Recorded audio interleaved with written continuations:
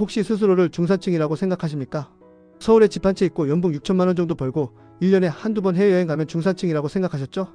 그런데 이상하지 않으세요? 분명 월급은 작년과 비슷한데 점심값은 15,000원이 훌쩍 넘고 마트에서 장 보면 10만 원이 사라집니다. 더 충격적인 사실을 알려드릴게요. 2025년 조사에서 한국인의 60.5%가 자신을 중산층 이상이라고 답했습니다. 30년 만에 최고 수치입니다. 그런데 동시에 나는 행복하지 않다고 답한 비율도 15.1%로 3년 새 3배나 급증했습니다. 이게 도대체 무슨 일일까요? 통장 잔고는 비슷한데 왜 나는 점점 더 가난해지는 기분이 드는 걸까요? 네, 정답부터 말씀드리겠습니다. 당신이 생각하는 중산층은 이미 환상입니다. 2026년 지금 대한민국 중산층은 조용해. 그러나 무섭게 무너지고 있습니다. 자, 그렇다면 첫 번째 질문을 던져보겠습니다. 대체 중산층이란 무엇일까요?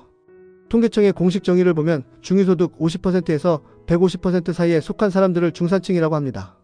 2026년 기준으로 4인 가구 중위소득이 649만 원이니 월 소득 325만 원에서 974만 원 사이가 중산층이라는 겁니다. 어떠세요? 감이 오시나요? 한 달에 325만 원 벌면 중산층이라는 이 차가운 숫자가 당신의 체감과 일치하시나요? 바로 여기에 첫 번째 함정이 있습니다. 우리가 머릿속에 그리는 중산층은 OECD 통계가 말하는 중산층이 아닙니다. 우리가 생각하는 중산층은 먹고 살 걱정은 하지 않는 계층, 쉽게 말해 상위 10에서 20% 정도를 의미하죠. 실제로 나무위키에는 이런 표현이 있습니다. 한국에서의 중산층은 중상층에 더 가깝다고요. 그렇다면 진짜 문제는 뭘까요? 바로 이 통계적 중산층조차 붕괴하고 있다는 겁니다. 우리가 중산층에서 추락하는 이유는 단순하지 않습니다. 이건 세 가지 독이 동시에 우리 몸을 갉아먹는 것과 같습니다. 첫 번째 독, 가용소득의 증발입니다. 2024년 통계를 보면 충격적입니다. 우리 가구 소득은 평균 3.4% 증가했습니다. 하지만 세금과 이자 같은 비소비 지출, 즉 내 의지와 상관없이 빠져나가는 돈은 무려 5.7%나 증가했습니다. 특히 주목해야 할 숫자가 있습니다. 세금은 9.7%, 이자 비용은 4.4%나 폭증했습니다. 버는 속도보다 나가는 속도가 거의 2배 가까이 빠른 겁니다. 이게 무슨 의미인지 아세요? 월급은 300만 원에서 310만 원으로 10만 원 올랐는데 세금과 이자로 나가는 돈이 20만 원 늘었다는 뜻입니다. 결국 쓸 수 있는 돈은 오히려 줄어든 거죠. 두 번째 독, 자산 격차의 역대급 확대입니다. 2025년 순자산 진위계수가 0.625를 기록했습니다. 통계 작성 이래 역대 최고치입니다. 이게 얼마나 심각한 수치인지 아시겠어요? 숫자로 보여드릴까요? 지난 10년간 서울 아파트 평균 가격은 약 40% 상승했습니다. 같은 기간 미국 S&P 500 지수는 무려 90% 가까이 올랐고 비트코인은 1억 원을 넘었습니다. 그런데 당신의 월급은 얼마나 올랐나요? 부동산이나 주식을 가진 사람은 자산이 2배, 3배로 불어났지만 월급만 받는 중산층은 제자리 걸음입니다. 이것이 바로 벼락거지라는 신조어가 탄생한 이유입니다. 세 번째 독, 부채의 덫입니다. 2025년 3분기 기준 가계신용 잔액이 1968조 원을 돌파했습니다. 역대 최대입니다. GDP 대비 가계부채 비율은 89.7%에 달합니다. 더 무서운 건 누가 이 빚을 지고 있느냐입니다. 30, 40대의 부채 증가 속도가 가장 빠릅니다. 바로 집을 사기 위한 대출 때문입니다. 한번 상상해보세요. 서울에 아파트 하나 사려고 6억 원을 빌렸습니다. 금리가 연 4%라면 매달 이자만 200만 원입니다. 월급 500만 원 받는 사람이 이자만 200만 원 내고 나면 남은 돈으로 세금 내고 생활비 쓰고 아이 키우고 노후 준비도 해야 합니다. 이게 가능한 구조일까요? 이건 중산층이 아니라 부채 노예입니다. 지금까지는 서론입니다. 진짜 충격적인 이야기는 지금부터입니다. 많은 분들이 이렇게 생각하실 겁니다. 힘들긴 하지만 버티면 언젠가 나아지겠지. 경기가 좋아지면 괜찮아질 거야. 하지만 정말 그럴까요? 데이터는 정반대를 말하고 있습니다. 이건 일시적인 불황이 아니라 구조적인 붕괴입니다. 첫째, 저성장 시대가 영구화되고 있습니다. 한국의 GDP 성장률을 보면 1990년대 8%, 2010년대 3%대, 그리고 지금은 2%대입니다. 계속 하락하고 있죠. 문제는 이 성장률이 다시 올라갈 가능성이 거의 없다는 겁니다. 왜냐하면 성장의 엔진인 인구가 줄어들고 있기 때문입니다. 둘째, 인구 소멸이 현실화되고 있습니다. 2023년 출생아 수가 23만 명입니다. 합계 출산율은 0.72명으로 세계 최저입니다. 2026년 0.9명으로 소폭 반등할 것으로 예상되지만 장기적으로는 0.92명에서 안정될 전망입니다. 이게 뭘 의미하냐고요? 2050년이 되면 65세 이상 고령자 가구가 전체 가구의 절반을 차지한다는 뜻입니다. OECD 국가 중 가장 빠른 속도입니다. 셋째, 일자리 구조가 양극화되고 있습니다. KDI 보고서에 따르면 한국의 가장 심각한 소득 격차는 임금 노동자 대 자영업자 간 격차입니다. 자영업자의 1인당 평균 소득은 임금 노동자 평균 소득의 35%도 되지 않습니다. 전체 취업자의 23%가 자영업자인데 이들의 소득이 이렇게 낮다는 건 중산층의 4분의 1이 사실상 저소득층으로 전락했다는 의미입니다. 결국 우리가 마주한 현실은 이겁니다. 성장은 멈췄고 인구는 줄고 일자리는 양극화되고 있습니다. 이 세 가지가 동시에 진행되면서 중산층이라는 계층 자체가 지속 불가능해지고 있는 겁니다. 자, 이제 가장 불편한 질문을 던져야 할 시간입니다.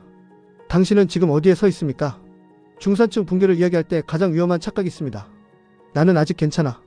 저건 남의 이야기야. 하지만 데이터는 냉정합니다. 3가지 체크리스트를 드릴 테니 확인해보세요. 체크리스트 첫 번째, 비상금 테스트입니다. 지금 당장 갑자기 300만 원이 필요한 상황이 생긴다면 어떻게 하시겠습니까? 체크리스트 첫 번째, 비상금 테스트입니다. 지금 당장 갑자기 300만 원이 필요한 상황이 생긴다면 어떻게 하시겠습니까? 일주일 안에 현금으로 마련할 수 있나요? 만약 카드론이나 대출을 알아봐야 한다면 당신은 이미 중산층이 아닙니다. 재무 전문가들은 최소 3개월치 생활비를 예비비로 가지고 있어야 한다고 말합니다. 체크리스트 두 번째, 원금 상환 능력 테스트입니다. 혹시 대출이 있으신가요? 그 대출의 원금을 매달 얼마나 갚고 계신가요? 만약 이자만 내고 있거나 거치식 대출로 원금을 전혀 갚지 않고 있다면 당신은 시한폭탄 위에 앉아 있는 겁니다. 금리가 12%만 올라도 감당할 수 없는 상황이 됩니다. 체크리스트 세 번째, 소득원 다각화 테스트입니다. 당신의 소득원이 한 곳뿐인가요? 회사에서 받는 월급이 전부인가요? 만약 그렇다면 당신은 아주 위험한 줄타기를 하고 있는 겁니다. 회사가 망하거나 구조조정이 되거나 갑자기 아파서 일을 못하게 되면 당신의 소득은 즉시 0이 됩니다. 이 3가지 중 2가지 이상에 해당된다면 당신은 이미 중산층의 경계선에서 아슬아슬하게 버티고 있는 겁니다. 자, 그렇다면 우리는 어떻게 해야 할까요? 이 거대한 중산층 붕괴의 파도 앞에서 그냥 손 놓고 당할 수밖에 없는 걸까요? 아닙니다. 지금부터 말씀드릴 3단계 방어 전략은 당신을 지켜줄 마지막 보루가 될 것입니다. 첫 번째, 부채 재구조화입니다. 먼저 해야 할 일은 당신의 모든 빚을 한 장의 지도에 펼쳐놓는 겁니다. 엑셀 시트를 켜고 다음 항목을 기입하세요. 대출 기간, 남은 원금, 금리, 월 상환액, 만기. 이렇게 정리하고 나면 가장 먼저 해야 할 일이 보입니다. 바로 금리가 가장 높은 빚부터 갚는 겁니다. 만약 연 15%짜리 카드론 300만원과 연 3%짜리 학자금 대출 1000만원이 있다면 어디부터 갚아야 할까요? 당연히 카드론입니다. 연 15% 금리는 암세포처럼 불어나는 맹독성 부채입니다. 반면 연 3% 학자금 대출은 상대적으로 진행이 느린 만성질환 같은 거죠. 토스, 핀다, 카카오페이 같은 핀테크 플랫폼을 활용하면 여러 금융사의 대환대출 금리를 비교할 수 있습니다. 평균 금리 15%짜리 빚 3천만원을 연 8%로 통합하면 월 이자가 37만 5천원에서 20만원으로 줍니다. 한 달에 17만 5천원, 1년이면 210만원입니다. 이 돈으로 원금을 더 빨리 갚아 나갈 수 있습니다. 두 번째, 수입원 다각화입니다. 월급만으로는 중산층을 지킬 수 없는 시대가 왔습니다. 당신에게 필요한 건 제2의 수입원입니다. 하지만 여기서 조심해야 할 함정이 있습니다. 무작정 주식이나 코인에 올인하는 건 답이 아닙니다. 그건 수입원 다각화가 아니라 도박입니다. 진짜 수입원 다각화는 이런 겁니다. 본업 외 시간에 할 수 있는 프리랜서 일, 온라인 강의나 콘텐츠 제작, 배당주나 채권 ETF를 통한 이자 수익. 중요한 건 리스크를 분산하면서도 꾸준한 현금 흐름을 만드는 겁니다. 세 번째, 생존 시나리오 준비입니다. 마지막으로 가장 중요한 단계입니다. 최악의 상황을 상상하고 대비하는 겁니다. 만약 내일 당장 회사에서 잘린다면? 만약 집값이 30% 폭락한다면? 만약 금리가 8%까지 오른다면? 이런 질문들에 대한 답을 미리 준비해두세요. 이건 불안을 조장하는 게 아닙니다. 오히려 불안을 없애는 방법입니다. 어둠 속 괴물은 무섭지만 불을 켜고 보면 그저 어지럽게 널린 옷가지일 뿐입니다. 마찬가지로 최악의 시나리오를 글로 적어두면 막연한 공포가 구체적인 대응 계획으로 바뀝니다. 그런데 여기서 많은 분들이 이런 생각을 하실 겁니다. 방어만 해서는 살아남을 수 없다. 공격도 필요하지 않냐고요. 맞습니다. 하지만 여기서 가장 위험한 함정이 기다리고 있습니다. 바로 무리한 투자입니다. 주식으로 한방, 코인으로 인생 역전. 이런 생각 한 번이라도 해보셨나요? 빚 때문에 잠 못 이루는 밤을 보냈다면 누구나 한 번쯤 꿈꿔봤을 겁니다. 하지만 이 방식이 왜 처참하게 실패할 수밖에 없는지 아세요? 레버리지 투자의 위험성을 데이터로 보여드리겠습니다. 만약 당신이 1000만원을 가지고 있고 1000만원을 더 빌려서 총 2000만원으로 주식 투자를 했다고 해봅시다. 주가가 10% 오르면 200만원 수익입니다. 투자금 대비 20% 수익률이죠. 짜릿합니다. 하지만 주가가 10% 떨어지면 어떻게 될까요? 200만원 손실에 대출 이자까지 내야 합니다. 내 원금은 800만원으로 줄어들고 빚은 그대로 1000만원입니다. 더 무서운 건 주가가 50% 폭락하면 내 원금 1000만원은 완전히 증발하고 빚 1000만원만 남는다는 겁니다. 이게 바로 레버리지 투자의 본질입니다. 중산층이 무너지는 가장 빠른 길은 무리한 투자입니다. 방어를 먼저 완성하지 않고 공격에 나섰다가는 모든 걸 잃을 수 있습니다. 그렇다면 진짜 공격 전략은 무엇일까요? 중산층을 지키면서도 자산을 늘릴 수 있는 현실적인 방법은 없는 걸까요? 있습니다. 하지만 그건 우리가 생각하는 화려한 투자가 아닙니다. 지루하지만 확실한 시간을 내 편으로 만드는 전략입니다. 첫째, 인덱스 펀드 장기 투자입니다. S&P 500 같은 미국 주요 지수는 지난 30년간 연평균 약 10%의 수익률을 기록했습니다. 물론 중간에 금융위기도 있었고 코로나 폭락도 있었습니다. 하지만 5년 이상 장기로 보면 대부분 플러스 수익을 냈습니다. 여기서 핵심은 타이밍이 아니라 시간입니다.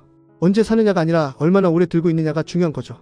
매달 50만원씩 20년간 S&P 500에 투자하면 원금은 1억 2천만원이지만 연 10% 수익률을 가정할 때 최종 금액은 약 3억 8천만원이 됩니다. 이게 바로 복리의 마법입니다. 둘째, 채권 사다리 전략입니다. 많은 분들이 채권은 수익률이 낮아서 재미없다고 생각합니다. 하지만 중산층에게 필요한 건 재미가 아니라 안정성입니다. 채권 사다리 전략은 이렇습니다. 만기가 1년, 2년, 3년, 4년, 5년인 채권을 각각 사는 겁니다.